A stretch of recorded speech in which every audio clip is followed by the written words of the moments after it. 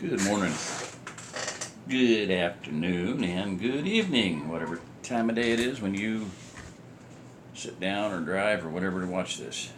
Some people actually listen to videos. I hope they don't watch them while they're driving. Yeah, yeah, Mr. Cattywampus. Hopefully, most of you are sitting back in your easy chair or taking it easy or wishing there was another quart of that ice cream. Haha. Countryman. So, alright, I'm going to read Valentines Part 1. So, we must be into February, second month of the year. I'm not going to say that word. Alright, John turned up his collar as snow tried to drift down the back of his neck. The wind was beginning to pick up after a brief lull, and the clouds looked pregnant with snow. The fat Navy transport appeared to float down out of the cloud ceiling like a monstrous snowflake and touched the ground in a white puff. The roar of the turbines crossed the distance and washed over him. The plane shed most of its forward velocity before taxiing up to the flight line buildings to John's left. The engine slowed into idle and a fuselage hatch opened, lowering a ladder. A crew member hopped out, then put his hand up to assist those coming behind. A woman in naval uniform climbed out, then helped out two children. The crew member pointed at the building in front of them. Another crew member in the plane began to hand out luggage, 2 duffel bags. The woman picked up the smaller bag and took the younger child by the hand. The older child picked up the other bag, and they moved towards the building. John began walking towards them as they made their way to the door. When he'd approached within 50 feet, the woman looked up and recognized him. She and the children stopped as he closed the distance. He opened the door, and they all passed inside.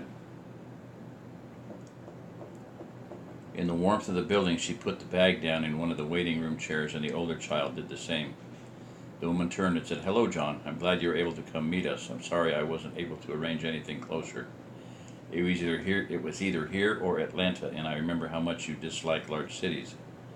Pensacola has only been open for about a month." He hugged his sister tightly and then picked up his nephew Neil and gave his niece Cindy a big hug. "It's okay, Carla. Just now I imagine arranging any sort of air transport without some sort of priority must be difficult. It's a pretty straight shot from Gainesville to Pensacola. First time I've ever been to the base, though. They've done an excellent job of cleaning up the damage, it seems, or the tsunami didn't come in very far here." With an air of excitement, the children examined their uncle, whom they had not seen for nearly 4 years. He examined them as well. He was shocked at the years he saw in Carla's face and her thinness. The family did not run to thin, and it looked unnatural and unhealthy on her. To his eye, the children looked thin too. "Do you really have cows and goats, Uncle John?" Neil asked. He'd never seen the Horn homestead. The man smiled. "Yes, Neil, I really do. Chickens, pigs, turkeys, and a horse too. You'll see them all tomorrow." "Wow," the boy said excitedly.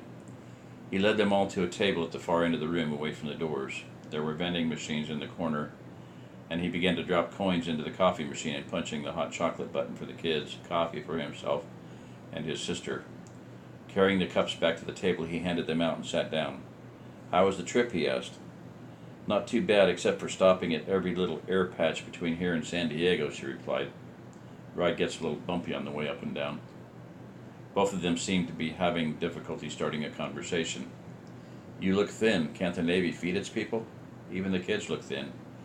He reached out and took her hand, turning it over to examine it.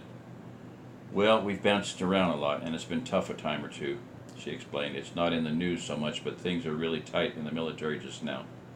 Between the Middle East and Taiwan, the Navy is badly stretched. It's not always the most interesting food, but we've been able to eat. It's mostly stress, I think. We've moved 8 times since we evac'd out of Norfolk. The powers that be have decided to disperse as much as they can out of the fixed bases. They don't come out and say so, but everyone knows it's because they're afraid we'll be attacked here in the States. With all the base closures of the last 20 years, the remaining bases had a lot crammed into them, meaning that the complete loss of one would be a serious blow to our ability to wage war. With the loss of the East Coast bases and most of the Gulf states bases sustaining some degree of damage, there's not a lot of places for the Navy to spread out to. There's a lot of reserve bases and other facilities being pressed into service like they haven't been since Vietnam, from what some of the senior chiefs tell me. He glanced at the duffel bags and the chairs and asked, "Is there more to come later, or is that all of their stuff?" Carla looked at the kids for a moment before replying, "That's it, I'm afraid. Of course, all we got out with was what we were wearing when we fled Norfolk, and there hasn't been much opportunity to replace what we lost." Her eyes glistened and she did not look at anyone, but she kept her voice low and steady. "It was just as well. With all the bouncing around we've done, we probably couldn't have carried much more with us. The kids both have a fair amount of clothing, extra shoes, their toiletries, some toys, and a few books." She reached inside her coat and took out an envelope. She pushed it across the table to him. "Here. There's $100 in there for whatever the kids may need. Still doesn't sound like much to me, but it should be enough until I can get the paperwork arranged for regular money to come to you. I advise you not to deposit that and to draw all future transfers out in cash as soon as possible." "Oh," he asked, "why do you say that?"